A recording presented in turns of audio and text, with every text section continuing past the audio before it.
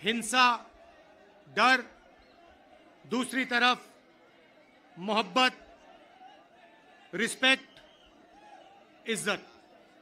आपने देखा होगा कन्याकुमारी से कश्मीर 4000 किलोमीटर हम चले और हमने बीजेपी के खिलाफ नारा दिया, नफरत के बाजार में मोहब्बत की दुकान खोलनी है। उनका काम नफरत फैलाने का है, हमारा काम मोहब्बत फैलाने का है। वो तोड़ते हैं, हम जोड़ते हैं। और अंत में नफरत की काट मोहब्बत से ही होती है। आप सब जानते हो, नफरत को नफरत से नहीं काटा जा सकता है, नफरत को मोहब्बत से ही काटा जा सकता है, हराया जा सकता है। और आपने इस चुनाव में देखा होगा, पहले नरेंद्र मोदी जी छाती फैला के आते थे, अब नरेंद्र मोदी जी ऐसे आते हैं। पहले बड़े बड़े भाषण करते थे, इस बार पार्लियामेंट में घुसने से पहले उन्होंने अपने सिर पर कॉन्स्टिट्यूशन को रखा, फिर गए अंदर। भाइयों और बहनों, पहली बार हिंदुस्तान के इतिहास में पहली बार स्टेटहुड छीना गया है। यूनियन टेरिटरी को पहले यूनियन टेरिटरी को स्टेट बनाया गया था। स्टेट को बांटकर 2 स्टेट बनाए गए, तेलंगाना बना, छत्तीसगढ़ बना, उत्तराखंड बना, अरुणाचल को स्टेट बनाया गया। मगर पहली बार हिंदुस्तान के किसी स्टेट को रद्द करके लोगों का जो हक है वो छीना गया।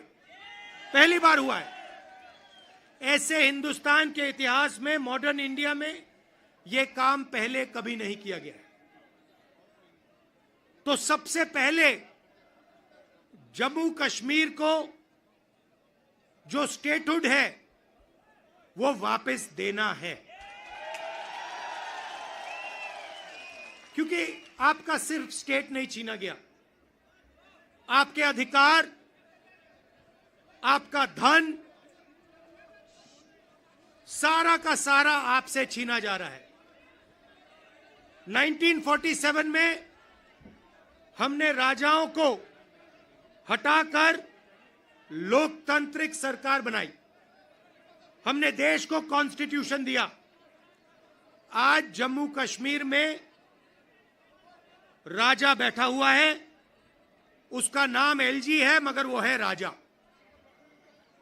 और जो आपका धन है आपसे छीना जा रहा है, बाहर के लोगों को दिया जा रहा है, चाहे वो आपके कॉन्ट्रैक्ट्स हो, सारा का सारा फायदा बाहर के लोगों को मिल रहा है और जम्मू कश्मीर के लोगों से छीना जा रहा है। तो हमारा पहला कदम जम्मू कश्मीर को स्टेटहुड वापस देने का होगा। हम चाहते थे कि चुनाव से पहले आपको स्टेटहुड मिले और स्टेट बनने के बाद चुनाव हो। बीजेपी ये नहीं चाहती है और उन्होंने कहा है कि पहले चुनाव होगा और उसके बाद स्टेटहुड की बात होगी। और हम कह रहे हैं, कुछ भी होगा, जम्मू कश्मीर के लोगों को स्टेटहुड हम दिलवाएंगे। बीजेपी चाहे ना चाहे, इंडिया गठबंधन इतना दबाव डालेगी कि जम्मू कश्मीर के लोगों को स्टेटहुड देना ही होगा।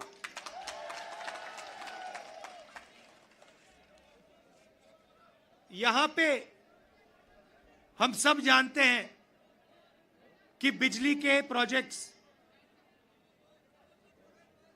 बनाए जा रहे हैं, मगर सच्चाई है कि बिजली के प्रोजेक्ट्स का फायदा आपको नहीं मिलता है।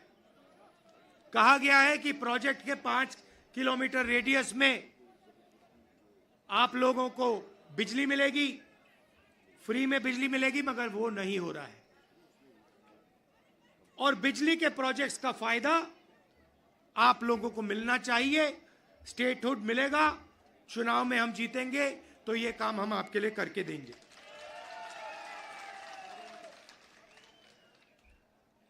आप देश के लोगों को बिजली दे रहे हो और आपके जेब में से बिजली का पैसा लिया जा रहा है, छीना जा रहा है। ज्यादा रेट देते हो आप, ये अन्याय है, इसको हम ठीक करेंगे।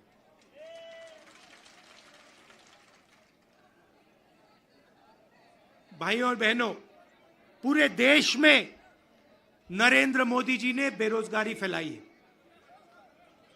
पता नहीं आपने अदानी जी का नाम सुना है? सुना है? हां, मोदी जी के मित्र हैं। पार्लियामेंट में मुझे कहा, आप देखिए, पार्लियामेंट में मुझे कहा कि पार्लियामेंट में मैं अदानी और अंबानी का नाम नहीं ले सकता। तो मैंने कहा ठीक है, नाम नहीं ले सकता तो कुछ तो कहना पड़ेगा। तो A1 A2 नाम दिया मैंने उनको। हम दो, हमारे दो, नरेंद्र मोदी, अमित शाह, अंबानी, अदानी, इनकी सरकार चल रही है। और अगर कोई छोटा काम करता है, मजदूरी करता है, छोटा बिजनेस चलाता है, होटल चलाता है, टूरिज्म का बिजनेस चलाता है, तो उसके लिए नरेंद्र मोदी जी GST लाते हैं, नोटबंदी कराते हैं और बैंक के दरवाजे बंद कर देते हैं। और पूरी की पूरी सरकार इन 2 अरबपतियों के लिए चलाई जा रही है। ये मैं आपको कहता हूं कि अगर आप देखेंगे तो ये जो आपसे स्टेटहुड छीना गया है, इसका भी लक्ष्य उन्हीं 2 अरबपतियों की मदद करने का है। और जम्मू कश्मीर के जो लोग हैं, जो व्यापारी हैं, जो इस प्रदेश को, इस देश को रोजगार देते हैं, चाहे वो टूरिज्म की बात हो, हैंडीक्राफ्ट की बात हो, उन सब को ये दबा कर रखते हैं। जो हालत देश में है उससे खराब हालत जम्मू कश्मीर में है। देश से ज्यादा बेरोजगारी यहां जम्मू कश्मीर में। और ये उल्टी सीधी बात करते हैं। कभी नरेंद्र मोदी समुद्र के नीचे चले जाते हैं, कभी हवाई जहाज में उड़ते हैं, कभी किसी नेता से गले लग जाते हैं, मगर बेरोजगारी के बारे में इन्होंने कुछ नहीं किया है। तो यहां हमारे एक युवा नेता हैं, एक बात मानकर चलो, यहां पर कांग्रेस पार्टी की अलायंस की सरकार आ रही है। ये निश्चित है, ये होने जा रहा है। और हमारा पहला काम, हमने नेशनल मैनिफेस्टो में कहा और मैं यहां भी कह रहा हूं, जो भी सरकारी वैकेंसीज हैं उनको हम भरेंगे और एज को हम 40 साल तक एक्सटेंड कर देंगे। जो डेली वेज का काम करते हैं उनको हम रेगुलराइज करेंगे, परमानेंट करेंगे और उनकी जो आमदनी है उसको हम बढ़ाएंगे। मगर हमारा लक्ष्य होगा कि हम सबको लेकर एक साथ मिलकर जम्मू कश्मीर की सरकार चलाएं, सबकी रिस्पेक्ट हो, सबको एक साथ लेकर हम चलें। और जैसे मैंने देश में, वहां बाकी देश में कहा, भारत जोड़ो यात्रा में हर स्टेट में कहा, नफरत को मिटाना है। जहां भी ये नफरत की दुकान खोलेंगे, जहां भी ये नफरत फैलाएंगे, वहां हम मोहब्बत की दुकान खोलेंगे। आखिरी बात मैं आपसे कहना चाहता हूं, इतनी सुंदर जगह है, चुनाव के बाद मुझे यहां आना पड़ेगा। और ये जो आपने वकार जी कर्रा साहब, ये आपने जो मेरा 45 मिनट का प्रोग्राम यहां बनाया है, ये आपने मुझे ठग लिया। यहां पे कम से कम 1 दिन, 2 दिन, 3 दिन का प्रोग्राम बनना चाहिए।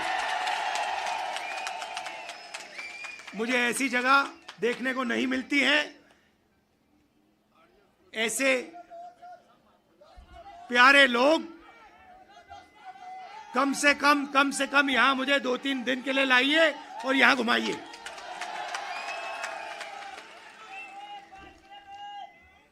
पांच मिनट, 10 मिनट, जितना चाहते हो, कोई प्रॉब्लम नहीं है।